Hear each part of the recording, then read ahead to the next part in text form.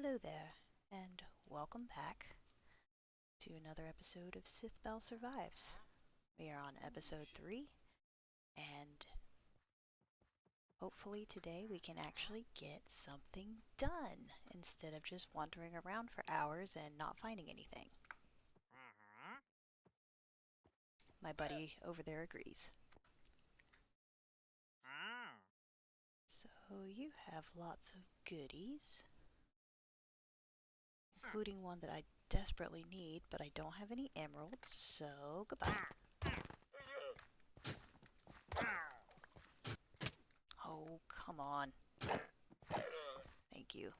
Ooh, llama head. Llama, llama, llama, llama, llama, llama, llama. Our totem pole grows. Okay, before we get started, I wanted to kind of go over our inventory to show you what all we've gotten in the last couple of episodes. I've got 4 iron pickaxes ready to go. Hopefully we'll actually find some diamonds today and we can actually make good use of those. We've got a few goodies here. Some goodies in here. A lot of deep slate. That'll be nice. Some more junk in here. And nothing in here. Long story short, we have quite the chest monster. Now let's go down to the mines and see if we can't find something useful. Well, 4 pickaxes later, still no diamonds. I think I'm gonna go caving instead. I bet I'll find more that way.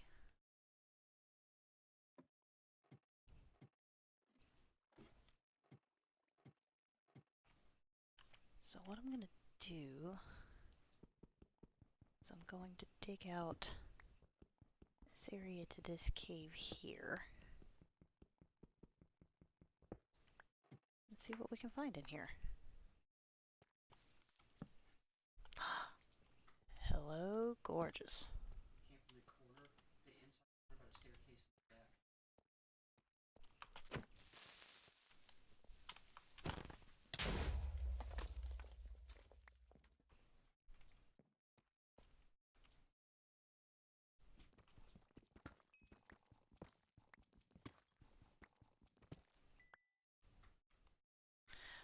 Well, I now officially have enough for a pickaxe.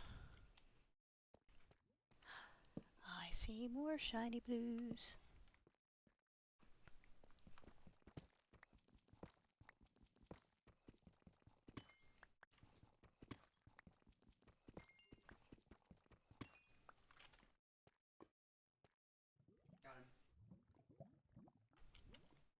Lava, lava, lava, lava. Oh wait. But first, oh.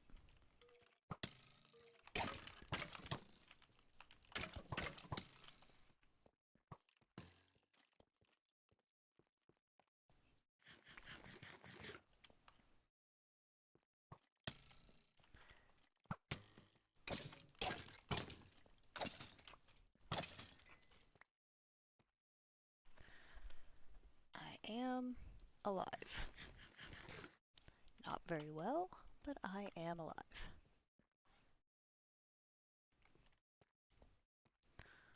I spy with my little eye a geode.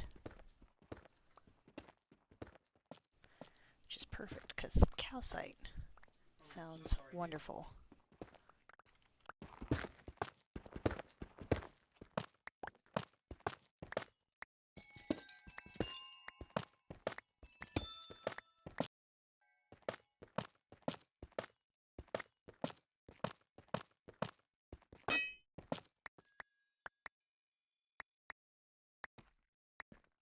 Okay, that'll be enough for now.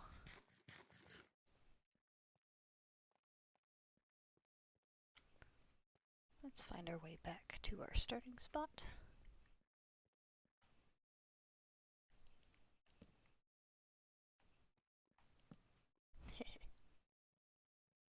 Alright, we are back at the surface and we have been successful for a change. Look at this. We now have 5 diamonds to our names, which is enough for a pickaxe as well as an enchanting table. I'm going to do the enchanting table first because that's going to help us out a great deal in the long run. I might save the rest of the diamonds for later. We'll see. And here's our enchanting table. Okay, I just can't resist. I need dark oak. I'm gonna go get some. I see another shipwreck. Cross your fingers that this one will have a map that doesn't break the game.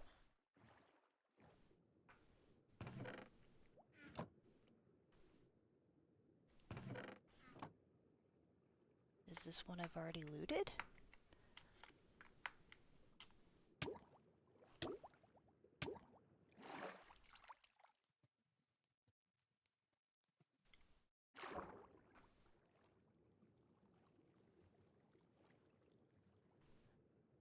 Oh dang.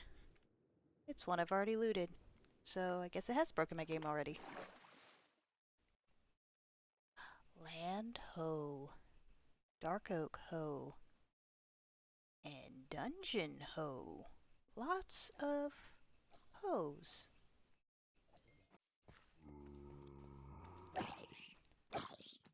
Dang it. Zombies. Skeleton will be nice.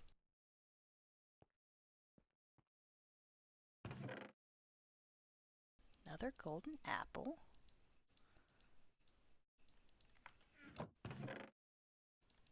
I will take all the iron I can get. Another golden apple.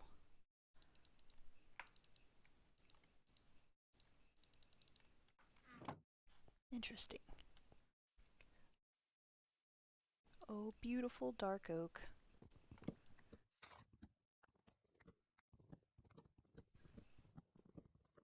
I just need 4 of your beautiful saplings.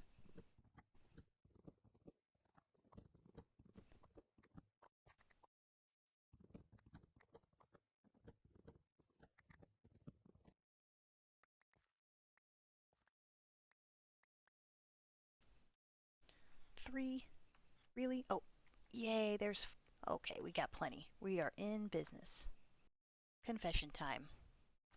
I am not ashamed to use chunk base, because I also want mangrove wood.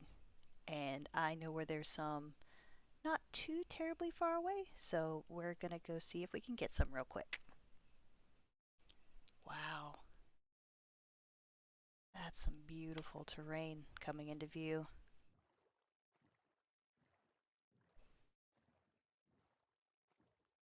That's insane. And there's our mangrove swamp. Alright. Get us a couple propagules. Get us some mud. Because mud is beautiful in this game. And then let's GT the FO. Oh hey, maybe some lily pads too. Why not?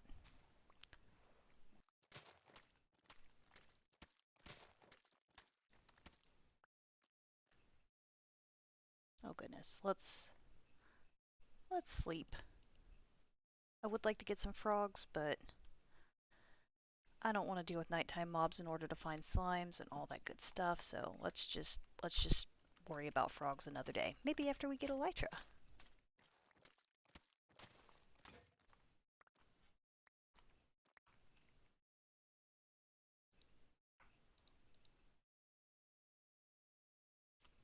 Alright. It's propagule time. Oh, thank you. Get some of this beautiful, beautiful, beautiful wood.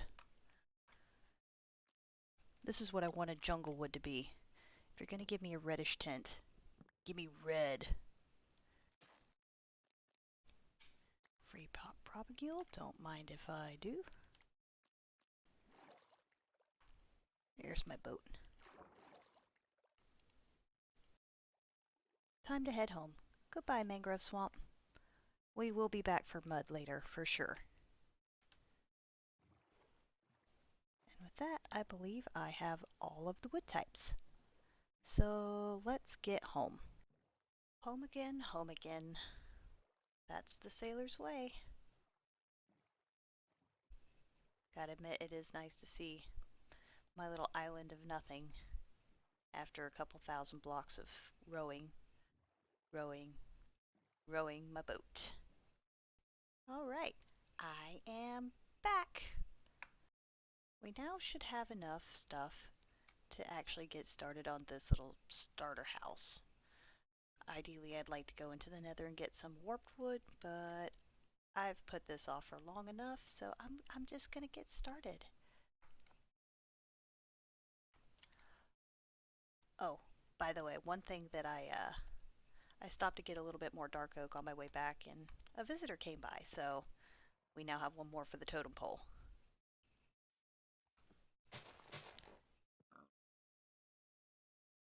I'll be with you in a moment. For now, we have enough of these to plant 2 of them. Do one right there, and one right there.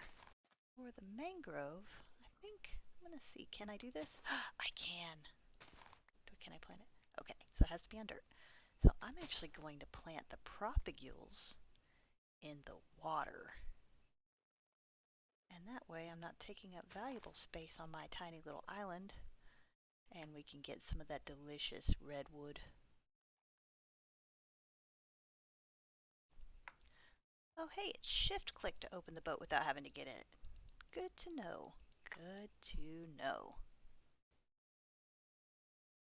Alright, it's a new day, and I have a new mod that I added. You see, I've been playing a lot of Vault Hunters, and with it is my first ever mod pack, and one of the things that it had that I am completely addicted to is inventory sorting. So now all I have to do is click my scroll wheel, and it automatically sorts everything into a nice order. Also, if I want to move an individual item, I can just use the scroll wheel and do 1 or 2 or the whole stack or anything like that. It just makes life a lot easier. I will say I'm going to change some configurations, so you might see some slight differences and tweaks as time goes on. But for now, that's going to make life a lot nicer for me, because I've been poking those buttons the whole time, and nothing's been happening until now. Well, I was farming some mangrove, and I have accidentally invented floating carpet, so that's pretty neat. No ghost block or anything like that. It's just moss carpet floating on the water. Neat. Alright. Got a box full of goodies, and we'll see if that's enough to get the starter base started. I'm going to do a time lapse. Alright, so we build up the foundation with some deep slate and some tuff, trying very hard to avoid our mine shaft in the corner there, and succeeding, luckily. I then line the corners and the top layer with some stripped dark oak to give it a nice contrast, and then use that as the base for some calcite and some diorite splotches for texture. Oh, look! There's a tree. I do apologize if this seems a bit spinny. I'm still getting used to the replay mod, and hopefully it'll get better soon.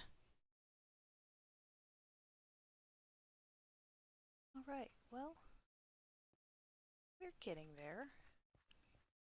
Got the first floor down and part of the second floor. I already know that I'm going to have to raise all these windows 1, and probably get rid of some of them, because I have a tendency to put way too many windows on my houses, because I like to be able to see out of them. Yeah, but so far so good. I have completely run out of materials. I'm thinking about adding like a little balcony or something right here, and then another little balcony out here as well, over the entrance. Yeah, all in all, pretty happy with what's going on here. And let me gather up some more materials and we'll see what we can do for the rest of the house. Did I say I was going to work on the spins? Well, I lied. But here you can see that I am putting in some, touches on the foundation, including some dark oak stairs to help give it a more arched feel. I also added some posts for future balconies, one of which turned out to be right on top of my supplies, so I had to make some changes there. And then I decided to go ahead and lay out the floor for the basement. I used deep slate bricks for the time being, but I expect to change at least some of that so it won't be all the same. Plus, it's going to be covered by storage anyway. And then I went ahead and did the second floor out of spruce wood just to have something up there so I can start to, make changes and not fall down every 5 seconds. And then after that, I decided I wanted to put some posts for support in the basement and decided to give you a great view of the floor while I was trying to work on that because still working on the replay mod. And yeah, put some stairs on the corners to help give it a little bit more support looking. And then I went and raised the entire second floor by one block because I didn't like having the windows at the same level as my feet. And trying to make that little calcite stretch as far as I possibly could and interspersing it with a bit more diorite to give it a little bit more texture than I had originally planned. And then I worked on creating the balcony and then started on the roof, which turned out to be quite the task for myself. Roofs are easily what I'm weakest at, and I can tell you, spoiler alert, that this is going to take a few tries before I even get something that I like. You can see me going back and forth there several times as I'm trying to figure out a shape that I end up enjoying. We interrupt this time lapse to tell you that I hate doing roofs. I have reiterated this about 5 times now, and I think I've got a shape that is okay, but I'm still not entirely sure about. And unfortunately, I've run out of time for the day, so I'm going to have to pick this up tomorrow. So yeah, I'll get to sleep on whether or not this little bell shape behind me is going to work. Fingers crossed it looks better when it's complete. With a fresh set of eyes, I decided that I think a tower would make a bit more of a visually interesting piece on the house, so I created a little outline in calcite for that, and then decided to actually get started on what I was supposed to be working on, which was the roof. I used deep slate tiles for the outline and mangrove wood for the shingles, which I honestly think turned out rather gorgeous, all things considered. This side of the house was pretty easy to get everything put up, and it went rather quickly.